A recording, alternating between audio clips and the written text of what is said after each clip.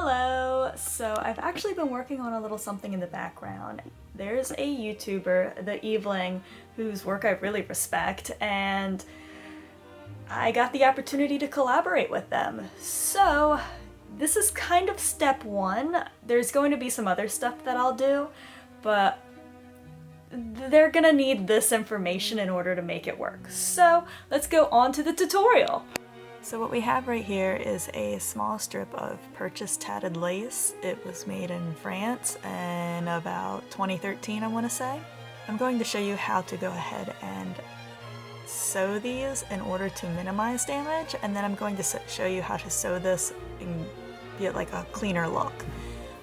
This is an old tarot reading background cloth that I had upcycled out of a scrap of furoshiki that I'd gotten a lot of furoshiki way back when. And then we have a needle and thread. So what I'm going to show you is the way that I would recommend that anybody do this, given the price of like handmade laces or just wanting to ensure that you can reuse it project after project if something wears out. You would generally want to cut, like for a tote bag, you would want to cut it like an inch longer than you need to. But yeah, so what we're going to do is, now it doesn't look as sightly, but you can kind of go like that and decide where you want to stitch it down. You can kind of hide it in between and expand it out a little. So it'll take a little finessing because each piece of lace is going to be different based on where you come to your corner and all that. But this, honestly, if you were just going around here, I would tell you to just pretty much go like that, and it causes minimal visual change. But if you want it to be on here, as they are in a lot of dresses and everything, and it would minimize snagging as well, if that's a problem for you. Doing something like this, or even something like this, would just be more durable, although it is not quite as visually appealing. But you can just stitch it down, and then you have whatever corner you need. And then when the garment wears out, you have a full length of lace for whatever surface that was. But if you're like, this is a small scrap, this is a small area, this isn't gonna matter, we're essentially going to do pretty much the same thing, but we're going to try to compact it a little and make it look a little more visually appealing. So tatted lace in and of itself is a little special because it's made entirely of knots. This is definitely not something I would recommend for, at the very least, crochet, because unravel fast. But for tatted lace, this would be okay. So you're gonna want your pins.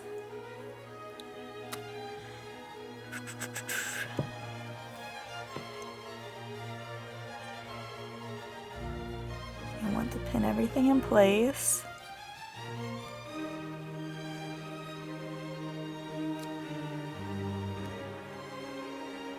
Sorry, my chair is so squeaky.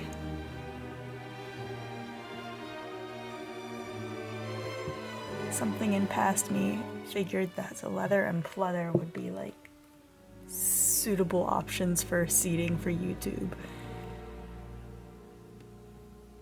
Pin that way to keep that down. And then we want to get even closer.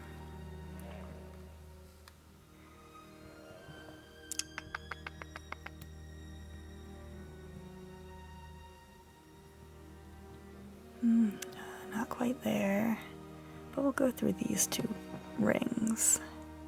Come here. Nope. There you are. And then we'll go through these two rings.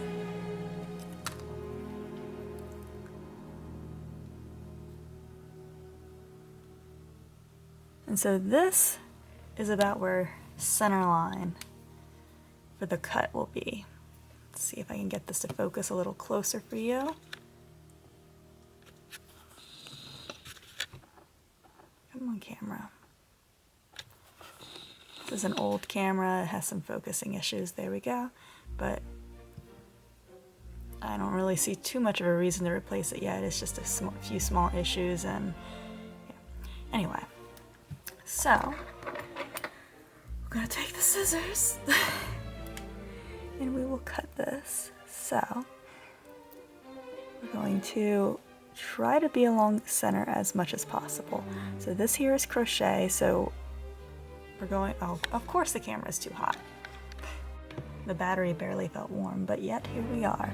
Okay, so the crochet will end up unraveling. That's just something you'll need to know. And then you will want to kind of slowly take stock and try to keep things as symmetrical. So there's a ring or a joining picot here. So snip there too.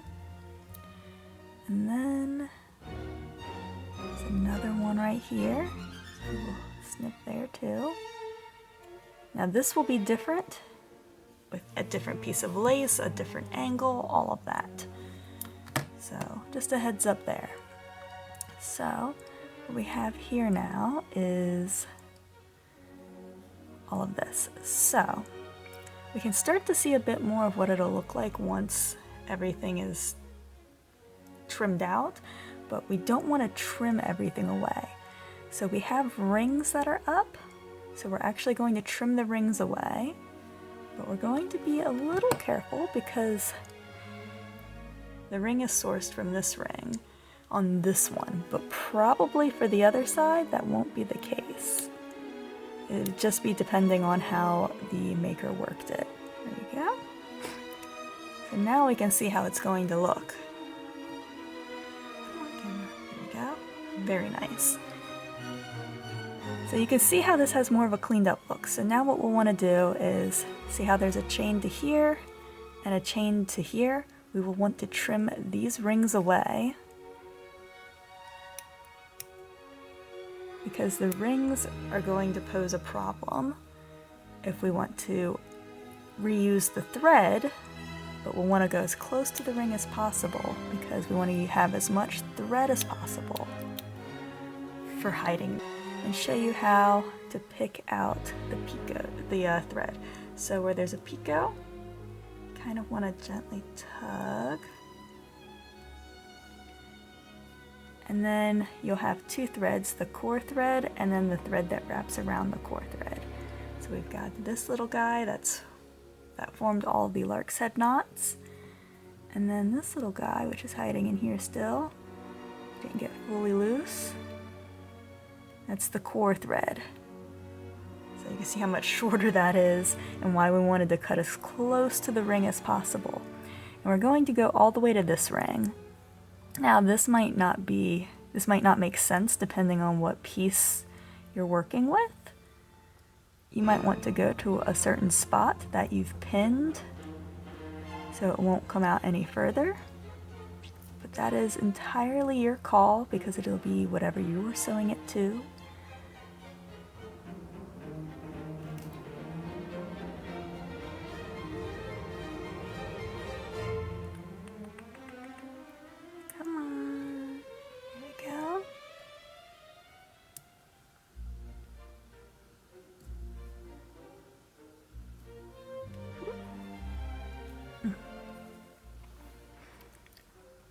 So we have pretty well undone that up to that ring. Now let's do the other side. I thought I was recording, so that's annoying, but I went ahead and stuck a needle in here and undid the crochet, which just basically means you have to pull on it in a way that entices it to unravel, which isn't hard. But what we're going to do now, and it's going to demand I use a needle threader this time, watch. Let my finger kind of make these little happy, and come on, go through the ding dang hole. Oh my gosh. this one. So we'll do one at a time.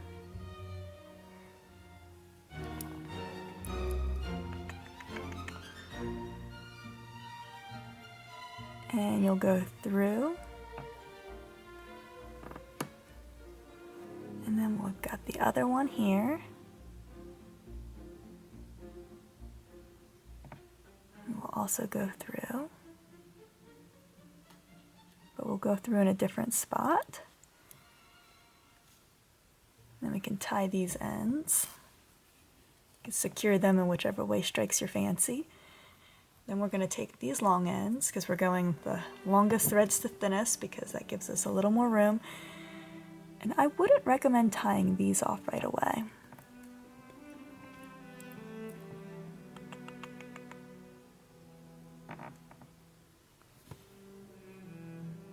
So I'm going to go in between these two rings, because I think it might lend for a more polished look.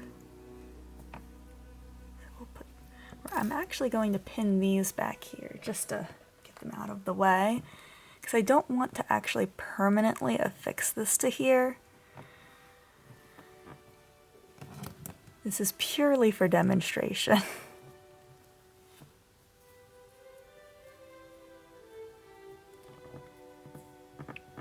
We thread this through here. There we go. And then you go through there as well. Preferably not the same exact hole. We're going to go off to this side, so that way I can just tell which is which. Right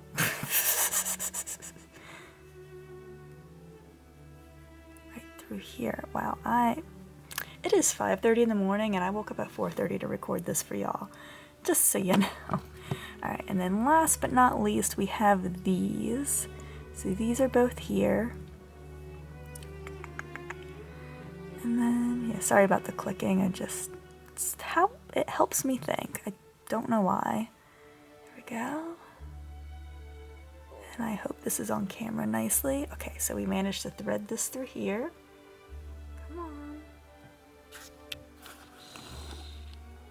There we go. We threaded that through there. We're going to very carefully pull that through. And what we will do now is one of these long ones we're going to take and tie with this, because we want to go ahead and secure this to it. Come on. And we don't want to try tying two teeny tiny short ends together. Now, if these are too short to tie, you could use a spot of glue. I would recommend like some kind of permanent fabric glue, so that way it doesn't come undone on you. But yeah. And then this here, it's the same exact deal. And I recommend doing this one at a time, because once you tie the thread onto the back, it's going to sit a little differently and make it easier to discern if it's one you've already done. So you see how that one went that way, and this one's facing this way. It just offers more chance for difference to make it easier to discern. There we go.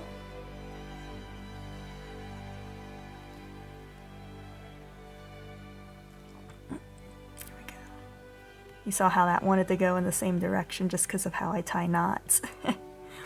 And then you can secure these a little more. You can add a little bit of glue to the knot to make sure it doesn't come out. Oh, and you see a little issue right here. There's another spot I need to unpick to and go through. So I think, oh yeah, both of these. So what I'll do is I'll go up to this picot and do the same exact thing. So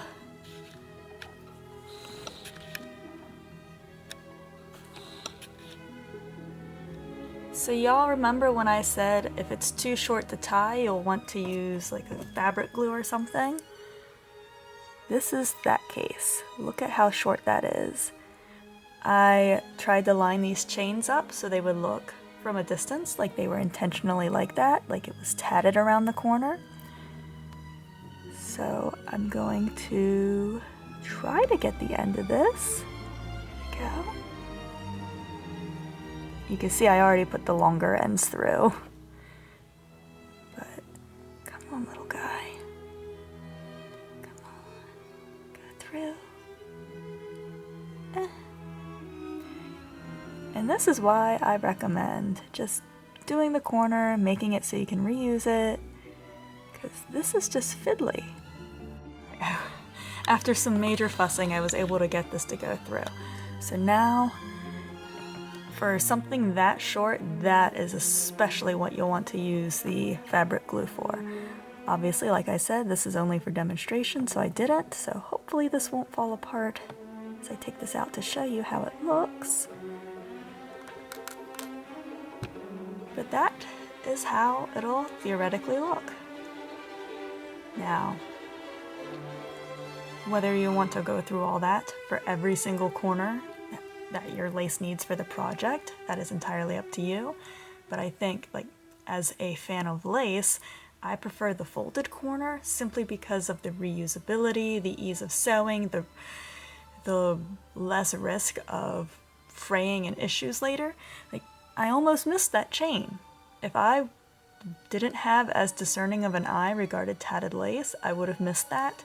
And if this was an actual garment, as it got washed, it would look bad. It would look tattered, not tatted. And yeah, so that's something to keep in mind. But it does result in a cleaner look. So if this is like old lace that's near-ish the end of its life and you're not going to use it a ton more, maybe it's just a small scrap that you're applying to a small spot, like a little corner or something, then okay, fine, you know, this technique might be handy for you. It's not even really a technique, it's just kind of pinning in place as close to center and kind of like eyeballing it, and it looks quite attractive if you ask me. Now, if you were to do it along like here, it would kind of splice the rings a bit more and make for a wider looking situation at the corner, but yeah.